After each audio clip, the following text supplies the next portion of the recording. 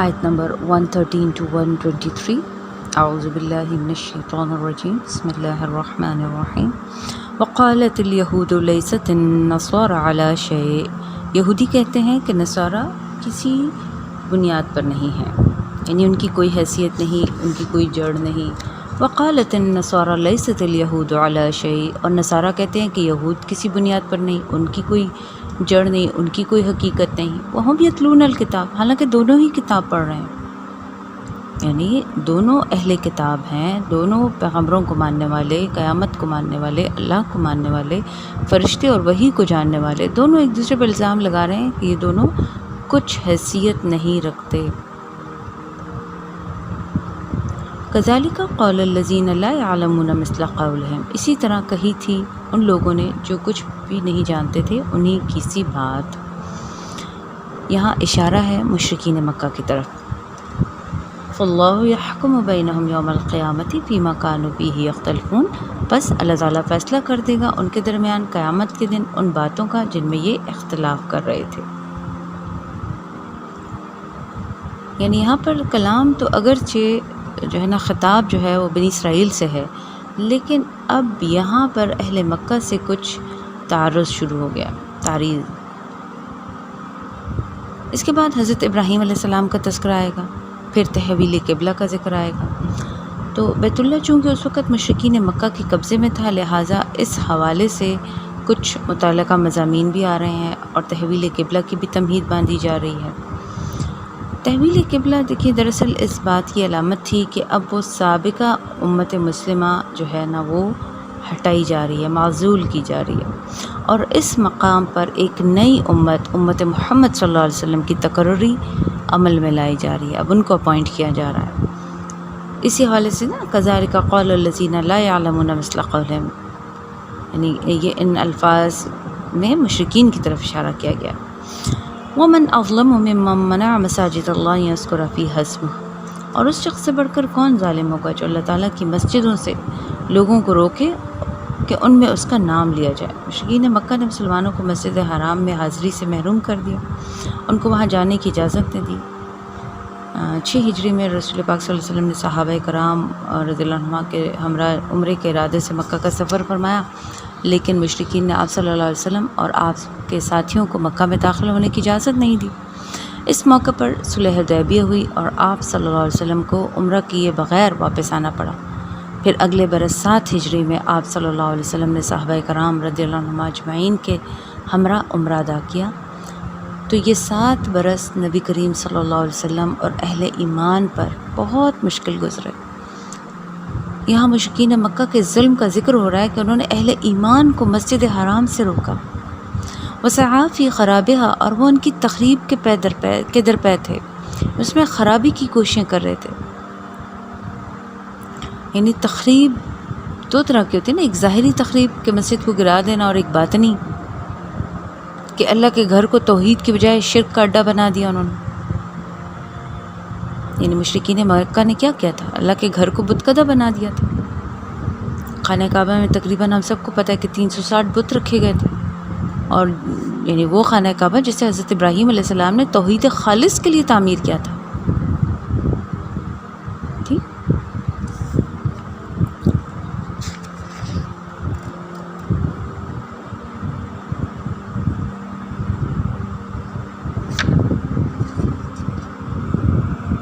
اولئک ما کان لہم ان یدخلوها الا خائفین ایسے لوگوں کو تو ان میں داخل ہی نہیں ہونا چاہیے مگر یہ کہ ڈرتے ہوئے، یعنی ان لوگوں کو لائق نہیں کہ اللہ کی مسجدوں میں داخل ہوں، یہ اگر وہاں جائیں بھی تو ڈرتے ہوئے جائیں۔ لہم فی الدنیا خزی ولہم فی الآخرۃ عذاب عظیم ان کے لیے دنیا میں بھی ذلت و رسوائی ہے اور آخرت میں ان کے لیے عذاب عظیم ہے۔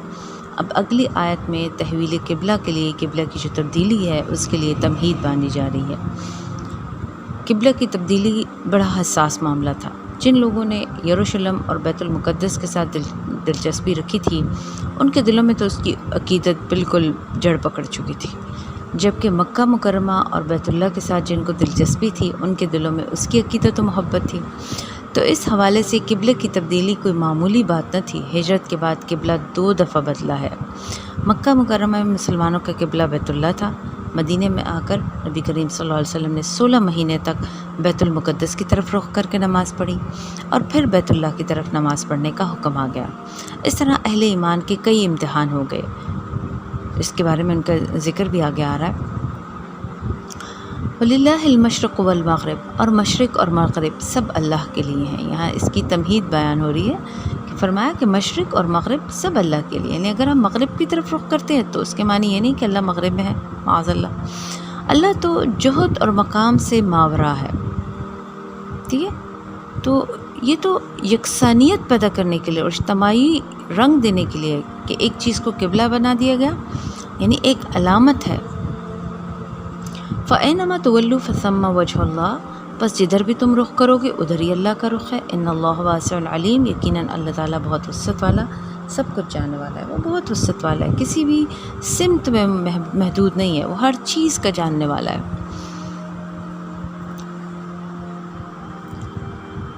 یعنی تحویل قبلہ کی تمہید میں ایک آیت بیان کر کے پھر اصل سلسلہ کلام آگے جوڑا جا رہا ہے۔ وَقَالُوا اتَّخَذَ اللَّهُ وَلَدًا سُبْحَانَهُ، اور ان میں وہ بھی ہیں جن کا قول ہے کہ اللہ تعالیٰ نے کسی کو بیٹا بنایا، وہ اللہ تو ان باتوں سے پاک ہے۔ یعنی یہاں پر پھر دیکھیں کہ اہل مکہ کی طرف اشارہ ہو رہا ہے، جن کا یہ قول تھا نا کہ اللہ نے اپنے لیے اولاد اختیار کر رکھی ہے، وہ یہ کہتے تھے کہ فرشتے اللہ کی بیٹیاں ہیں، اور نصارہ کیا کہتے کہ عیسیٰ علیہ السلام اللہ کے بیٹے ہیں، اور یہودیوں نے بھی ایک ایسا گروہ بنا رکھا تھا جو حضرت عزیر علیہ السلام کو اللہ کا بیٹا کہتے تھے۔ بل لہ ما فی السماوات والارض، بلکہ آسمانوں اور زمین میں جو کچھ ہے اسی کی ملکیت ہے، سب مخلوق اور مملوک ہیں، خالق اور مالک صرف اللہ کی ذات ہے۔ کل لہ قانتون، سب کے سب اس کے مطیع و فرما بردار ہے، بڑے سے بڑا رسول ہو یا بڑے سے بڑا ولی ہو یا بڑے سے بڑا فرشتہ ہو یا بڑے بڑے جو ہے نا اجرام سماویہ ہوں، یا یہ سب جو ہیں اللہ کے حکم کے پابند ہے۔ بدیع السماوات والارض، وہ نیا پیدا کرنے والا ہے آسمانوں اور زمین کا، یعنی وہ بغیر کسی چیز کے آسمانوں اور زمین کو پیدا کرنے والا ہے، نئے سرے سے پیدا کرنے والا ہے۔ کوئی بنیادی مادہ موجود نہیں تھا، لیکن اللہ تعالیٰ نے ہر چیز کو از خود پیدا کیا نئے سرے سے۔ وَإِذَا قَضَىٰ أَمْرًا فَإِنَّمَا يَقُولُ لَهُ كُن فَيَكُونُ، اور جب وہ کسی معاملے کا فیصلہ کر لیتا ہے تو اس سے بس یہی کہتا ہے کہ ہو جا، اور وہ ہو جاتا ہے۔ وَقَالَ الَّذِينَ لَا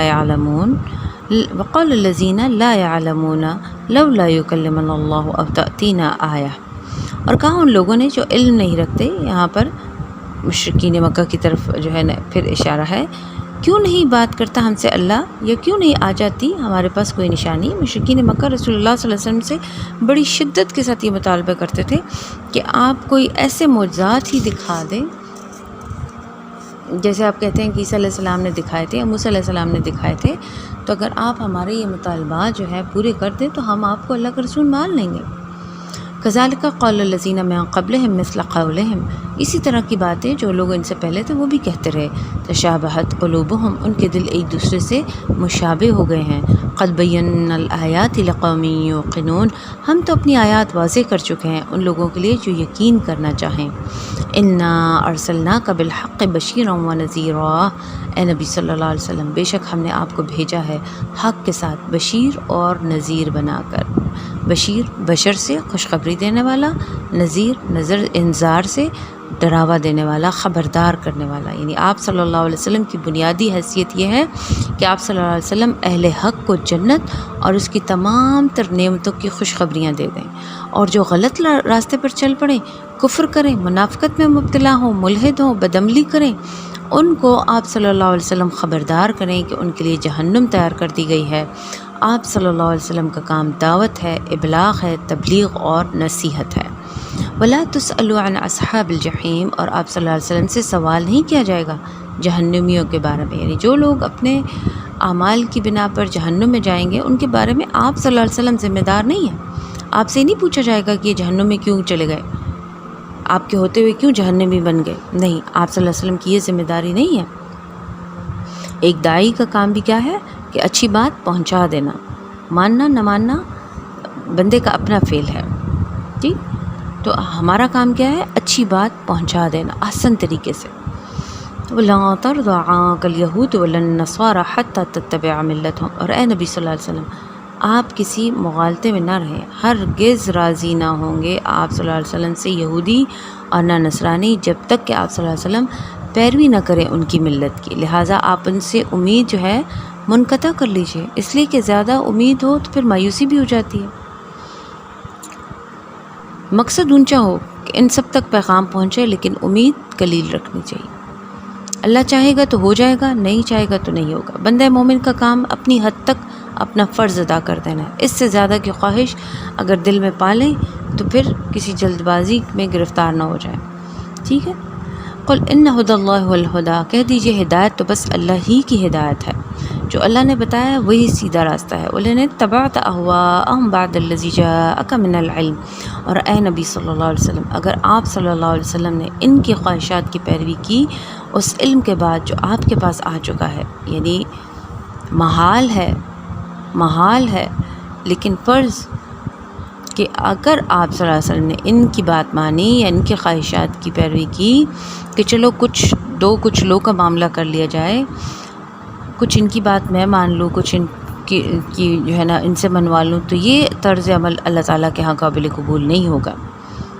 آپ صلی اللہ علیہ وسلم سے تو یہ کہیں پہ بھی امید نہیں تھی. آپ صلی اللہ علیہ وسلم کے ذریعے ہمیں کہا جا رہا ہے، جو ہم نے دین بھی اور دنیا کا اصول بنایا ہے نا کہ دین بھی کرتے ہیں دنیا بھی رکھتے ہیں، تو کچھ ادھر کے کچھ ادھر کے، یہ نہیں چلے گا. ما لک من اللہ من ولی ولا نصیر، تو نہیں ہوگا اللہ کے مقابلے میں آپ کے لیے کوئی مددگار اور نہ حمایتی. حق کی تلوار بالکل نمایاں ہے. اللہ کا عدل ہر فرد کے لیے الگ نہیں ہے، یہ فرد سے فرد، یہ فردن کوئی بدلتا نہیں ہے. اللہ کا قانون ایک ہی ہے، کسی قوم کے لیے نہیں بدلتا، کسی امت کے لیے نہیں بدلتا. اللہ کے اصول اور قوانین جو ہیں وہ تبدیل ہونے والے نہیں ہیں. فرمایا کہ فَلَن تَجِدَ لِسُنَّتِ اللَّهِ تَبْدِيلًا. ٹھیک ہے، اللہ کی جو طریقہ ہے وہ جو ہے نا تم اس میں ہرگز تبدیلی نہیں پاؤ گے. الَّذِينَ آتَيْنَاهُمُ الْكِتَابَ يَتْلُونَ حق تلاوت، اور وہ لوگ جنہیں ہم نے کتاب دی ہے وہ اس کی تلاوت کرتے ہیں جیسا کہ اس کی تلاوت کا حق ہے.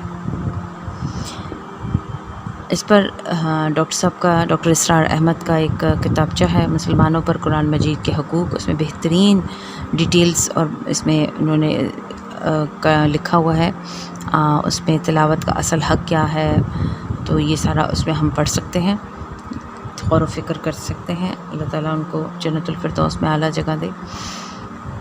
تو اللہ تعالیٰ یہاں فرما رہے ہیں کہ وہ لوگ جنہیں ہم نے کتاب دی ہے وہ کتاب پڑھتے ہیں ایسے جیسے اس تلاوت کا حق ہے. ٹھیک ہے، تو تلاوت کا حق کیا ہے کہ اس کو پڑھنا، اچھے طریقے سے پڑھنا، اس کے معانی کو سمجھنا. یعنی تلا یتلو سے ہے کہ کسی کے پیچھے پیچھے چلنا، فالو کرنا. ٹھیک، جیسے سورۃ شمس کی پہلی دو آیات میں آتا ہے نا والشمس وضحاہا والقمر اذا تلاہا، قسم ہے سورج کی اور اس کی دھوپ کی، اور قسم ہے چاند کی جب اس کے پیچھے آتا ہے. تلاہا، تلا یتلو سے تلاوت ہے. ٹھیک، جب آپ کوئی کتاب پڑھتے ہیں تو آپ اس کے ٹیکسٹ کے پیچھے پیچھے چل رہے ہوتے ہیں. چنانچہ بعض لوگ جو زیادہ ماہر نہیں ہوتے کتاب پڑھتے ہوئے اپنی انگلی ساتھ ساتھ چلاتے ہیں تاکہ نگاہ ادھر سے ادھر نہ ہو، یعنی ایک لائن سے دوسری لائن پر نہ پہنچ جائے.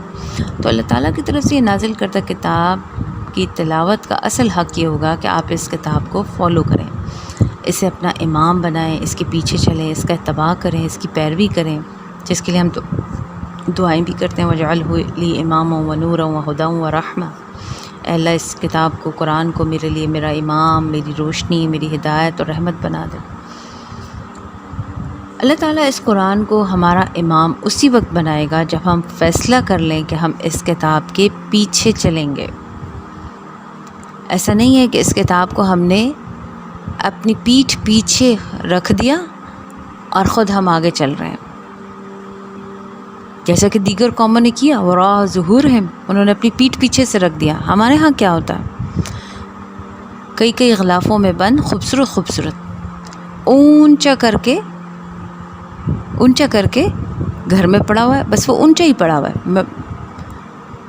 اس کا گھر اس اونچائی سے نیچے گھر کی چار دیواری کے اندر کوئی عمل دخل نہیں ہے، اونچے طاق پہ قرآن پڑھا ہوا ہے، میوزک گھر میں چل رہا ہے، اونچے طاق پہ قرآن پڑھا ہوا ہے، والدین کے ساتھ بدتمیزی ہو رہی ہے، اونچے طاق پہ قرآن پڑھا ہوا ہے، بڑے چھوٹے کا کوئی تمیز نہیں۔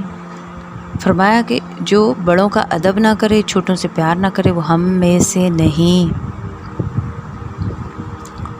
اونچے طاق پہ پڑا ہوا ہے، پردے کی کوئی اہمیت نہیں۔ یہ تو اللہ کا قانون ہے، فطرت کا قانون ہے، اللہ نے بنایا ہے۔ عورت کو ایک شخصیت دی، مرد کو ایک شخصیت دی، اور تقسیم کیا کاموں کو، عورت کے لیے، مرد کے لیے۔ مرد کو باہر کے سخت کام دے دیے، عورت کو نازک پردوں میں رہنے والی، وہ کہ زیوروں میں پلنے والی، ہاں وہ جو ہے اس کو گھر کے اندر رکھا گیا، گھر کے اندر کے سارے معاملات کی وہ ملکہ ہے۔ تو یہ تو اللہ کا قانون ہے، ماننا یا نہ ماننا یہ کوئی ہماری اوقات نہیں ہے کہ ہم اس کو تبدیل کریں گے تو خود ہی ختم ہو جائیں گے۔ اولئک یؤمنون بہ، وہی ہیں جو اس پر ایمان رکھتے ہیں۔ کون؟ جو اللہ کی کتاب کی تلاوت کا حق ادا کرتے ہیں، یعنی جو اللہ کی کتاب کی تلاوت کا حق ادا کریں اور اس کی پیروی بھی کریں، اور جو نہ تو تلاوت کا حق ادا کریں اور نہ کتاب کی پیروی کریں، لیکن وہ دعویٰ کریں کہ ہمارا ایمان ہے اس کتاب پر، تو یہ دعویٰ جھوٹا ہے۔ حدیث میں آتا ہے جس شخص نے قرآن کی حرام کردہ چیزوں کو اپنے لیے حلال کر لیا، اس کا قرآن پر کوئی ایمان نہیں ہے۔ حدیث کے الفاظ۔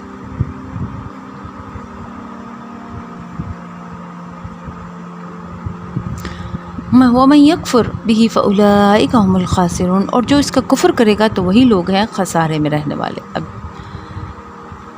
یہاں تک کلام جو تھا وہ یہود سے تھا، اب یہاں پر اس کا اختتام ہو رہا ہے، جس کا آغاز ہم نے دیکھا تھا 6 رکوع سے، 6 رکوع سے ہوا تھا۔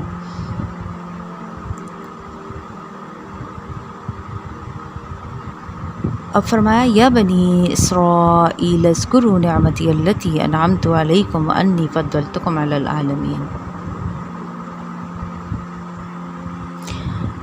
اے بنی اسرائیل، یاد کرو میرے اس انعام کو جو میں نے تم پر کیا، اور یہ کہ میں نے تمہیں فضیلت دی اہل عالم پر۔ یہ دیکھیں نا، شروع 6 رکوع کے آغاز میں بھی سیم ایسی ہی آیت تھی، آیت میں 47 تھی، اور دوسری آیت بھی چوں کی توں آ رہی ہے، صرف الفاظ کی ترتیب میں تھوڑی سی تبدیلی ہے۔ یعنی وہاں شروع میں بھی یہی بات تھی، یہاں پہ جب اختتام ہو رہا ہے تو بھی جیسے بریکٹس ہیں، جیسے بریکٹ کے اندر رکھتے ہیں نا، شروع سے بھی ایک سیمی سرکل بناتے ہیں، اینڈ میں بھی بالکل ایسے ہی فیل ہوتا ہے۔ وَاتَّقُوا يَوْمًا لَا تَجْزِي نَفْسٌ عَن نَفْسٍ شَيْئًا وَلَا يُقْبَلُ مِنْهَا عَدْلٌ وَلَا يُقْبَلُ مِنْهَا شَفَاعَةٌ وَلَا تَنفَعُهَا شَفَاعَةٌ وَلَا هُمْ يُنصَرُونَ۔ اور ڈرو اس دن سے کہ جس دن کوئی جان کسی دوسری جان کے کچھ بھی کام نہ آئے گی، اور نہ ہی اس سے کوئی فدیہ قبول کیا جائے گا، اور نہ ہی اس سے کوئی سفارش قبول کی جائے گی، اور نہ ہی اس سے کوئی سفارش فائدہ ہی دے سکے گی۔ یہاں عدل پہلے اور شفاعت بعد میں، وہاں شفاعت پہلے اور عدل بعد میں، بس یہ ایک چھوٹی سی تبدیلی تھی۔ اور نہ ہی انہیں کوئی مدد مل سکے گی۔ اب یہ اینڈ بھی دیکھیں جوں کا توں ہے، جس طرح 6 رکوع کی آیت جس پر ختم ہوتی ہے۔ تو اللہ سبحانہ تعالی ہمیں اس قرآن کو اپنا امام اور ہادی اور رہنما بنانے کی توفیق دے، ہمیں اس کتاب کو پڑھنے کی، سمجھنے کی، اس پر عمل کرنے کی، اس کا پیغام آگے دوسروں تک پہنچانے کی توفیق دے۔ اللہ ہم سب سے اس کوشش کو قبول فرمائے اور ہم سب کی کوششوں میں برکت ڈال دے، آمین یا رب العالمین۔ السلام علیکم ورحمۃ اللہ وبرکاتہ۔